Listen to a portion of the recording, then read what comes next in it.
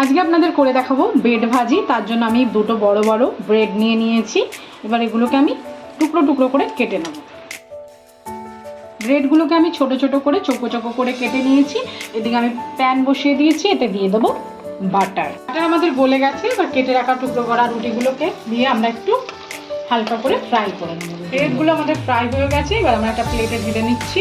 প্যানেতে দিয়ে দিচ্ছি আমরা সাদা তেল, দিয়ে দিচ্ছি গোটা জিরে, দিয়ে দেবো পেঁয়াজ কুচি, কাঁচা লঙ্কা কুচি। পেঁয়াজগুলোকে একটু সাইডে সরিয়ে এর মধ্যে একটা ডিম ফাটিয়ে দিতে হবে।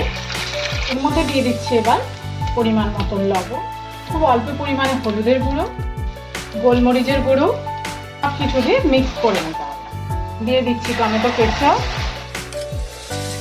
এবার দিয়ে দিচ্ছি ফ্রাই করা ব্রেডগুলো। এবার ভালো করে মিক্স করে নিতে হবে। দিচ্ছি ধনেপাতা কুচি। তৈরি হয়ে গেছে আমাদের ব্রেড ভাজি।